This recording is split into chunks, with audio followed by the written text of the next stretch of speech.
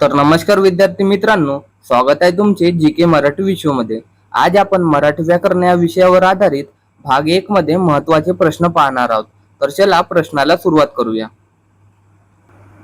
तर आजचा आपला पहिला प्रश्न आहे, वर्णमालेत स्वतंत्र दंड असणारी व्यंजने किती आहे? तर या प्रश्नाचे अचूक उत्तर आहे ऑप्शन बी 3। तर मराठी वर्णमालेत एकूण स्वतंत्र दंड असणारी व्यंजने 3 आहे। तर यापैकी पहिला आहे ग, दुसरा आहे न आणि श। त्याची लक्षात ठेवण्याची ट्रिक म्हणजे गणेश म्हणून लक्षात ठेवायची आहे। तर आपला पुढचा प्रश्न आहे, खाली दिलेले वाक्य वाचून शब्दयोगी अव्यय असलेले वाक्य निवडा। तर या प्रश्नाचे अचूक उत्तर आहे ऑप्शन 2, टेबलाखाली मांजर आहे।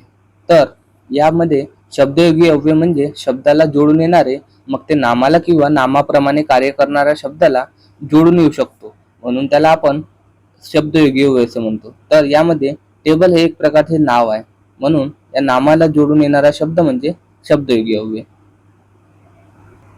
तर आपला पुढचा प्रश्न आहे, युधिष्ठिर हे कोणत्या समासाचे उदाहरण आहे? तर या प्रश्नाचे अचूक उत्तर आहे ऑप्शन 3, तत्पुरुष समास। तर युधिष्ठिर म्हणजे युद्धात स्थिर राहणारा, यामध्ये दुसरे पद महत्वाचे आहे, म्हणून जिथे पण दुसरे पद महत्वाचे असते त्या समासाला आपण तत्पुरुष समास असे म्हणतो। तर आपला पुढचा प्रश्न आहे, तुकड्या म्हणे तू घरटे होय तेव्हा पांग फिटे हे कोणत्या अलंकाराचे उदाहरण आहे? तर या प्रश्नाचे अचूक उत्तर आहे ऑप्शन 2, रूपक अलंकार। तर जेव्हा उपमेय आणि उपमान यात भेद नसून दोन्ही अगदी एक रूप आहे असे दर्शवले जाते, तेव्हा त्याला आपण रूपक अलंकार असे म्हणतो। यामध्ये शरीराला आणि मनाला थेट घरटे म्हटले आहे, म्हणून हे रूपक अलंकाराचे उदाहरण आहे। तर आपला पुढचा प्रश्न आहे, राजू बाबांना चालवितो यामधील क्रियापदाचा प्रकार ओळखा। तर या प्रश्नाचे अचूक उत्तर आहे ऑप्शन 1, प्रयोजक क्रियापद। तर जेव्हा वाक्यातील कर्ता स्वतः ती क्रिया करत नाही, तर ती क्रिया दुसऱ्या कोणाकडून तरी करून घेतो, त्या क्रियेला आपण प्रयोजक क्रियापद असे म्हणतो। तर शक्य क्रियापदामध्ये जेव्हा कर्त्याकडून सामर्थ्य किंवा शक्यता दर्शवली जातो, त्याला आपण शक्य क्रियापद असे म्हणतो। आणि संयुक्त क्रियापदामध्ये धातू साधित आणि सहाय्यक क्रियापद मिळून असे संयुक्त क्रियापद असे तयार होते, म्हणून आपल्याला लक्षात ठेवायचे। तर आपला पुढचा प्रश्न आहे, गजाली हा शब्द कोणत्या भाषेतील आहे? तर या प्रश्नाचे अचूक उत्तर आहे ऑप्शन 3, कोकणी। तर गजाली म्हणजे गप्पा मारणे असा होतो, म्हणून गजाली म्हणजे हा शब्द कोणत्या भाषेतील आहे म्हटलं तर हा कोकणी भाषेतील शब्द आहे। तर आपला पुढचा प्रश्न आहे, योग्य ध्वनी निर्देशक पर्याय निवडा। तर यामध्ये कबुतराचे काय असते? तर कबुतराचे यामध्ये घुमणे असते, म्हणून आपले या प्रश्नाचे अचूक उत्तर ऑप्शन 2, घुमणे। तर रेंकणे हे कोणाचे असते? तर रेंकणे हे म्हशीचे असते। आणि कावकाव हे कोणाची असते? तर कावकाव हे कावड्याची असते। आणि चिवचिव कोणाची असते म्हटलं तर चिवचिव ही चिमणीची असते। आपला पुढचा प्रश्न आहे, पत्नी या शब्दाला समानार्थी शब्द कोणता? तर या पत्नी या शब्दाला आपण कलत्र असे म्हणतो। तर या उलट धव, भत्रा आणि कांत या शब्दाला समानार्थी शब्द म्हणजे पती हा होतो। मित्रांनो, आता पुढील प्रश्न थोडे अवघड आहेत, घाई न करता विचार करून उत्तर द्या। तर आपला पुढचा प्रश्न आहे, स्वातंत्र्य सैनिकांचा आदर करा या वाक्याचे नकारार्थी वाक्य बनवा। तर या प्रश्नाचे अचूक उत्तर ऑप्शन 4, स्वातंत्र्य सैनिकांचा अनादर करू नका। तर नकारार्थी वाक्य बनवताना मूळ वाक्याचे अर्थ बदलता कामा नये। यामध्ये स्वातंत्र्य सैनिकांचा अनादर करू नका यामध्ये नकामुळे वाक्य नकारार्थी झाले आहे, मात्र अर्थ बदलला नाही, म्हणून स्वातंत्र्य सैनिकांचा अनादर करू नका म्हणजे स्वातंत्र्य सैनिकांचा आदर करा असा होतो। तर आपला पुढचा प्रश्न आहे, ज्याच्या हाती ससा तो पारधी यामध्ये आलेली सर्वनामे कोणत्या प्रकारची आहे? तर याच्यामध्ये ज्याच्या आणि तो असे 2 सर्वनामे आली आहे। यामध्ये ज्याच्या तो संबंध दर्शवतो आणि तो हा दर्शक सर्वनाम आहे, म्हणून या प्रश्नाचे अचूक उत्तर आहे ऑप्शन 2, संबंधी व दर्शक सर्वनाम। तर आपला पुढचा प्रश्न आहे, गीताई हे प्रसिद्ध पुस्तक कोणाचे आहे? तर गीताई हे प्रसिद्ध पुस्तक आपले विनोबा भावे यांचे आहे, म्हणून आपल्या या प्रश्नाचे अचूक उत्तर आहे ऑप्शन 2, विनोबा भावे। तर आपला पुढचा प्रश्न आहे, जर मला शाळेतून सुट्टी मिळाली तर मी गावी जाईन या वाक्यातील उभयान्वी अव्ययाचा प्रकार ओळखा। तर या वाक्यामध्ये जर आणि तर याचा अर्थबोध होत आहे, आणि जिथे जर आणि तरचा अर्थबोध होत असेल आणि उभयान्वी अव्ययाचा प्रकार ओळखा असे म्हटले तर त्यावेळेस हा संकेत बोधक उभयान्वी अव्ययाच्या प्रकारामध्ये येतो। म्हणून या प्रश्नाचे अचूक उत्तर आहे ऑप्शन 3 संकेतबोधक उभयन्वी अव्यय. आपला पुढचा प्रश्न आहे राहुल झाडाला पाणी घालतो यामधील प्रयोग ओळखा. तर यामध्ये पाणी घालण्याची क्रिया झाडावर होत आहे. इथे कर्म आला आहे आणि घालणारा कोण असे विचारले तर राहुल हा आपल्याला कर्ता मिळत आहे. तर आपण यामध्ये कर्ता बदलून पाहू.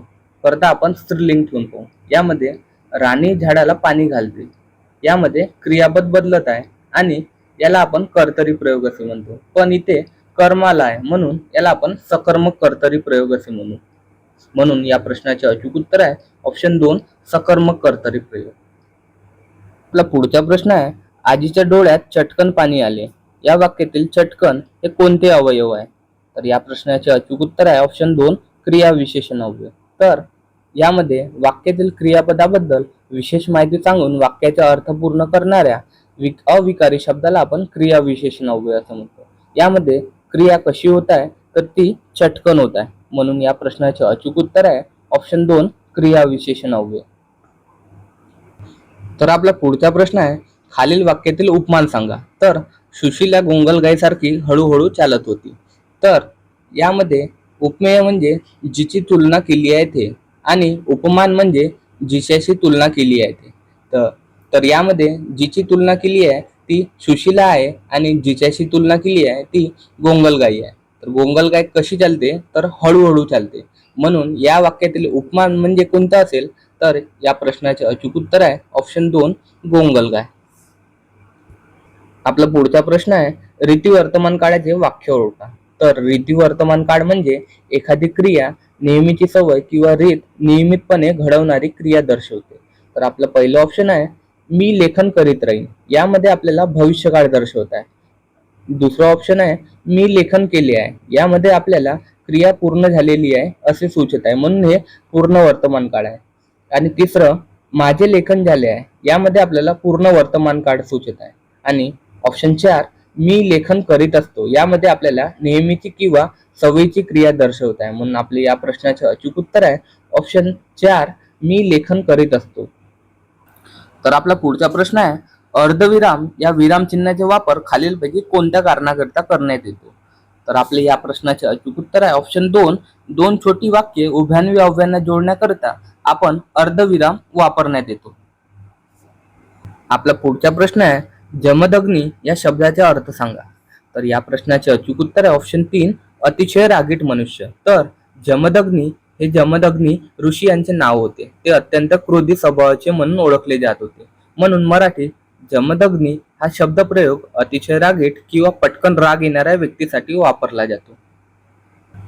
आपला पुढचा प्रश्न आहे अण्णा व अक्का हे मराठीतील शब्द कोणत्या भाषेतून आले आहे. तर या प्रश्नाचे अचूक उत्तर आहे ऑप्शन 2 कानडी. तर कानडी हा परभाषिक शब्द आहे. तर अण्णा हा शब्द दक्षिण भारतीय भाषांमध्ये विशेष कानडी या भाषेत मोठ्या भावासाठी वापरला जातो. आपला पुढचा प्रश्न आहे मराठी भाषा खालीलपैकी कोणत्या भाषेपासून विकसित झाली आहे. तर हा प्रश्न परीक्षेत वारंवार विचारला जातो म्हणून थोडे नीट लक्ष द्या. तर मराठी भाषा खालीलपैकी संस्कृत आणि प्राकृत या दोन भाषेपासून विकसित झाली आहे. तर आपला पुढचा प्रश्न आहे मराठी भाषेचे पाणिनी आपण कोणाला म्हणतो.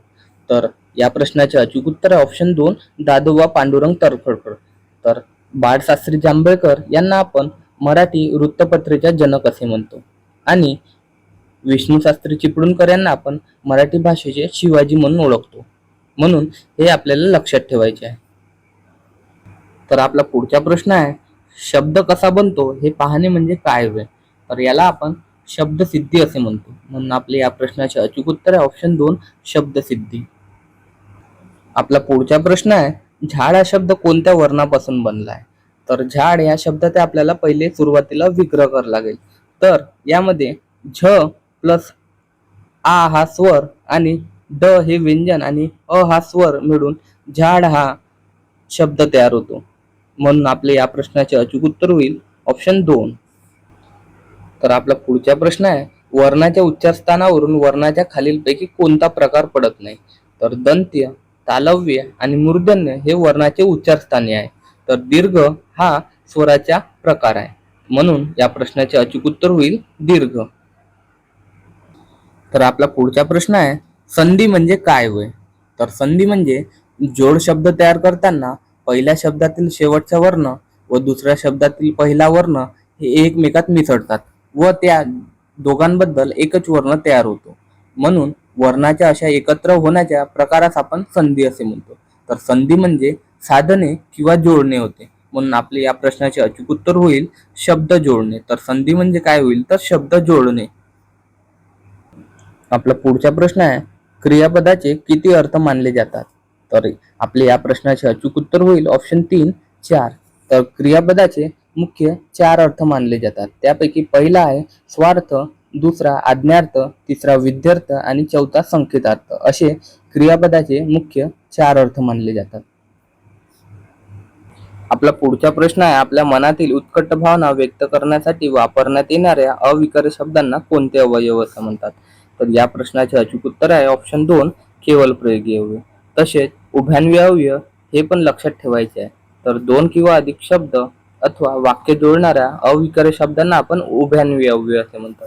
तसेच शब्दयोगी अवयव म्हणजे काय म्हटलं तर वाक्यातील नाम किंवा सर्वनाम याच्या वाक्यातील इतर शब्दाशी असणारा संबंध दर्शवणाऱ्या अविकारी शब्दांना आपण शब्दयोगी अवयव असे म्हणतो. म्हणून हे पण लक्षात ठेवायचे आहे तुम्हाला.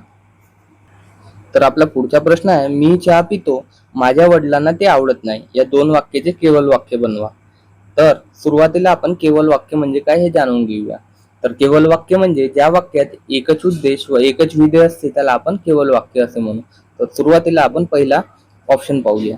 तर मी चहा पितो परंतु माझ्या वडिलांना ते आवडत नाही. यामध्ये परंतु हे उभयान्वयी अव्ययाने हे वाक्य जोडलेले आहे, म्हणून हे केवल वाक्य राहू शकत नाही. त्यानंतर आपला दुसरा ऑप्शन आहे, माझे चहा पिणे माझ्या वडिलांना आवडत नाही. यामध्ये एकच उद्देश आणि एकच विधेय आले आहे, म्हणून आपले या प्रश्नाचे अचूक उत्तर होईल ऑप्शन 2 माझे चहा पिणे माझ्या वडिलांना आवडत नाही. तर आजचा आपला शेवटचा प्रश्न आहे, आपल्या मनात आलेल्या भावना आहेत तशा बोलून दाखवणे म्हणजे काय होय? तर या प्रश्नाचे अचूक उत्तर आहे ऑप्शन 1 गद्य. तर गद्य म्हणजे आपल्या मनातील विचार आपण जसे बोलतो तसे सरळ बोलून दाखवणे याला गद्य असे म्हणतात. तर पद्य म्हणजे आपल्या मनातील विचार ठराविक क्रमाने लिहून सुरावर म्हणता येतील याप्रमाणे रचना करणे म्हणजे पद्य होय. म्हणून हे आपल्याला लक्षात ठेवायचे आहे.